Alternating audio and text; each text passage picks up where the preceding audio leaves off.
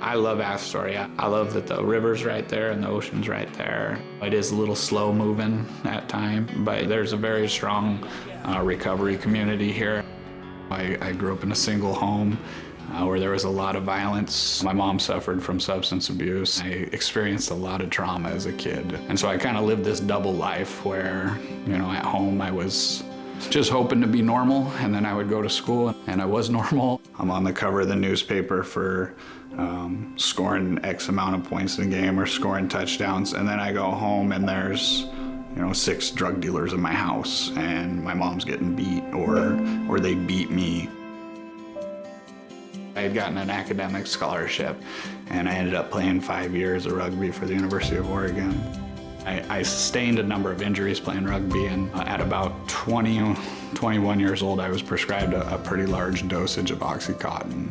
Over the course of the next 3 to 5 years, I became a full-blown heroin addict, intravenous drug user. They talk about addiction as a progressive fatal illness, and that was what it was for me. I was becoming less and less employable, and then from there on, I was full-blown homeless, sleeping out in the woods or in the bushes, and it rains a lot in Astoria. Being in a small town where I had success as a younger man, and now being homeless. Was so shameful. I didn't know how to ask for help. The mountain kept getting larger and larger, and so I decided that I wasn't going to live any longer, and I walked out onto the Megler Bridge here, and I was going to jump off of it. I don't know what came across my mind, why I didn't. I decided I was going to instead commit a crime so I could get arrested and I wouldn't have to be in control of my life any longer. I walked down off the bridge and I walked into a hotel, asked for the money, and then I walked outside and I sat down and waited for the police to come. I was put into the county jail. I was facing some really serious charges in there. I remember being back in my jail cell, nobody to call, and crying. I believe life is about seconds and inches. And I believe that the right people come along at the right time with the right message if your eyes are open to see it. And a gentleman came in and he spoke about surrender, and the way that he spoke was how I felt, and that I've been fighting my whole life, and who I've been fighting is me. I remember I went back to my cell and I got on my knees and I said, I give up. And that's all I said. And I'll tell you, the next morning, the sheriff who I grew up with, who's still the sheriff of town here, and he came in and he said, hey man, come in here. I know you're a good person.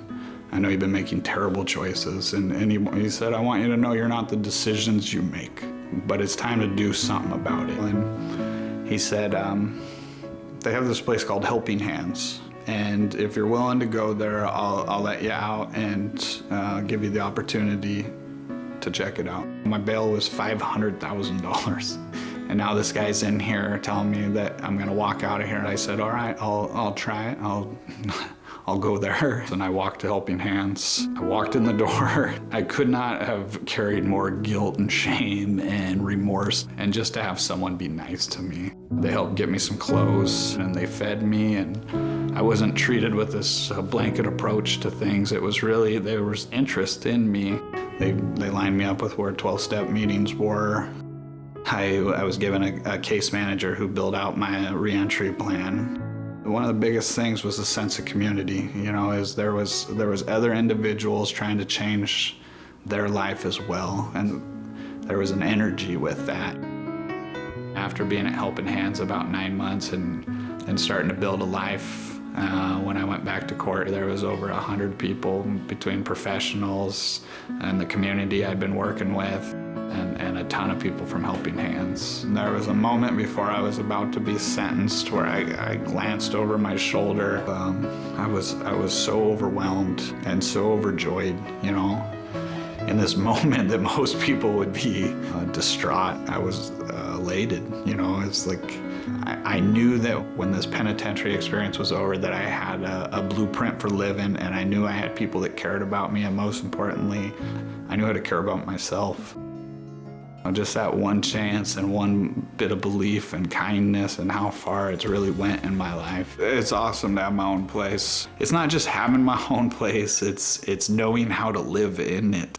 I arrived here as close to dead but still walking around as a guy could be. I think without Helping Hands, that would have been the end of my story. Until seeing somebody that had actually walked a walk and changed their life, I couldn't fathom it. If I can give one person a glimmer of hope, that gift that was given to me, the ripple effect from that is kind of what keeps me going every day.